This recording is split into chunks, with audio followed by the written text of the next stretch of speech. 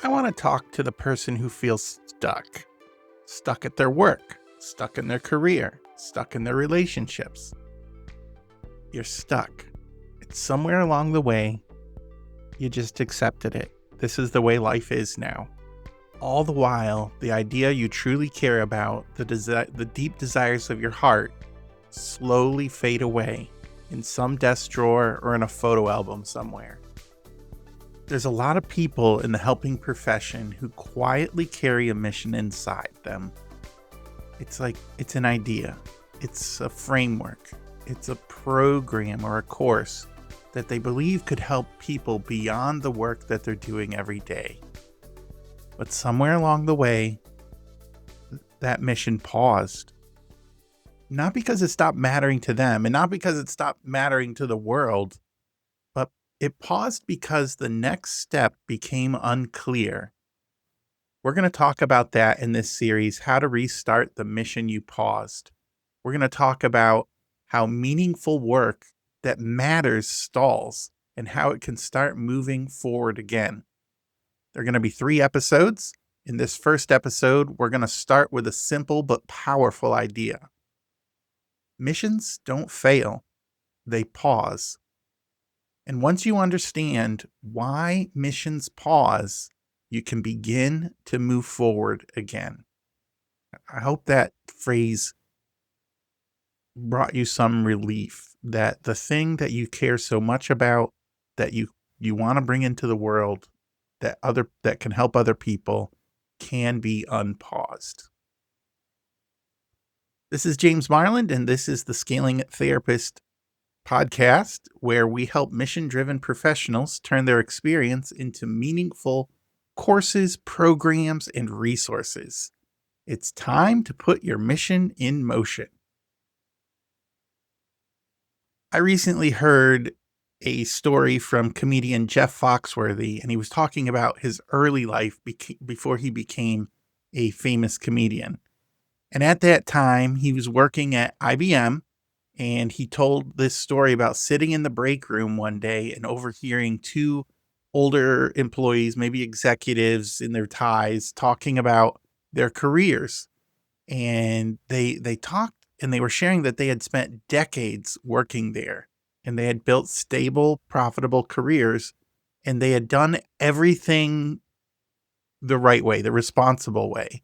But the conversation shifted because instead of talking about how happy they were, they started talking about what they wish they had done. They started about what they left behind. The businesses they never started, the ideas they never tried, the dreams they never followed. And Foxworthy reports that he had a moment there where he said to himself, well, I don't want to be that guy. I don't want to reach the end of my career and wonder what might have been. And that moment helped push him towards comedy. And I think a lot about that story when I think about myself, but also when I think about therapists, coaches, and consultants, and people who spend their lives helping others. Because many of them also carry a quiet dream, a quiet mission of their own. It's an idea that will help people, a framework that people can use, a course, a program that they believe could help others in a meaningful way. But they don't act on it, or they acted on it and something happened and now they've paused, they've stopped.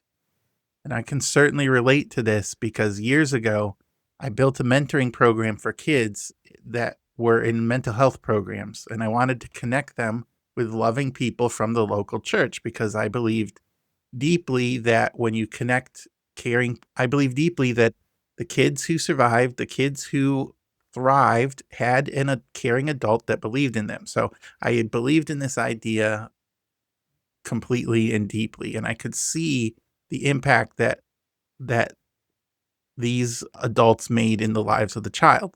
So for a while, I started just focusing all my energy and putting real time into trying to build it. But eventually something happened that really I wasn't prepared for. People didn't seem to care about the idea the way I cared about it. And I kept thinking, well, maybe I'm explaining it wrong, or maybe I should have tried to explain it better. Or maybe if I shared the vision more clearly, or maybe if I worked harder, or maybe I'm missing, it's me, and something's wrong with me and I'm missing something. And if I did all these things correctly, then people would catch the vision and then they would get excited too. But they didn't. And at the same time, where I'm trying to get this program working, there's no income coming in, and I had stepped away from some, um, a career, and I had tried to polish this mission, and it didn't take off, and so I started feeling this pressure that I was putting on my wife, to carry the load, and eventually I reached the place where I just didn't know what to do. I didn't know what the next step was, and everything felt very, very risky. And so I started thinking to myself and asking questions like, well, maybe this isn't the right time, or maybe it's something with me. Maybe I'm not the right person, or maybe people don't even care. Maybe this is just something that I care about and other people don't care about. And so I started to doubt. But the thing was, I never really stopped caring about the idea. I didn't stop believing that something should be done. I just took a pause. I didn't kill the idea. I just put it in a drawer and stopped working on it. Maybe you can relate to that because maybe you've spent time and you're in the helping profession and you have this feeling that there's something more, that you don't have to be chained down to one on one sessions all the time, that there's something more for you.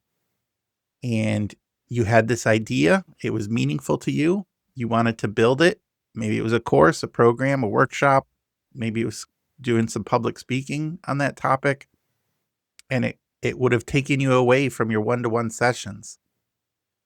And maybe you tried to get it going, but the ways forward didn't feel clear, you didn't get the support, and somewhere on the trail, on the process, it just stopped. Everything just stopped and you paused. Many people assume that this happens because they lack something, that there's something internal, like you lack motivation or grit, or you need another degree, or you need more experience. But that really isn't the real reason why we pause. We actually pause because something is not clear. The next move forward isn't clear.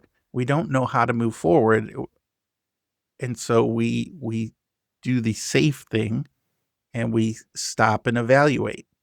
And then sometimes that stop becomes longer and longer.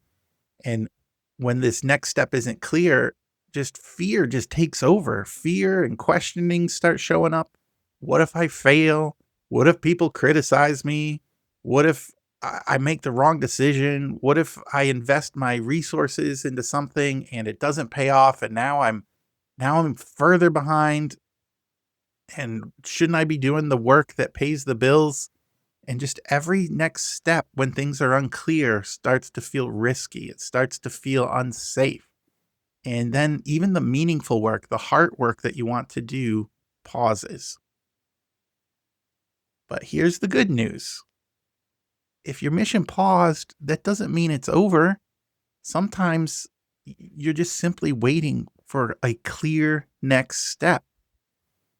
Over the years, working with therapists, coaches, and consultants, and also doing the work myself, who've wanted to build meaningful things and they feel like they're built for something more, I've seen this pattern again and again. People don't lack ideas. You do not lack a good idea. What you lack is clarity about what to do next. And the fear has taken over. And that's why I've created the Unpause Playbook. It's a simple framework designed to help people reconnect with the mission they care about and identify the next one clear next step they can take. Get clarity, take a step. That's all it is. So let me ask you something personal. You know, what's that mission that's deep in your heart that you once cared about, that you quietly paused. And every once in a while, this idea goes through your mind. It crosses your mind, and you think about it fondly, and you hope that someday you're going to get it started. But deep inside, you know, if you don't get clarity, you're not going to move forward. So if that question about what do you care about stirred something in you, I'd encourage you to download the Unpause Playbook. It's going to help you reconnect with that mission and identify your next step that moves you forward. It's really time to unpause and put your mission in motion. And hopefully you'll discover why you first fell in love with that mission in the first place, and what's the one thing you can do now to move forward. In the next episode of this series, we're going to talk about something really important. Why this clarity is actually the thing that restarts your momentum.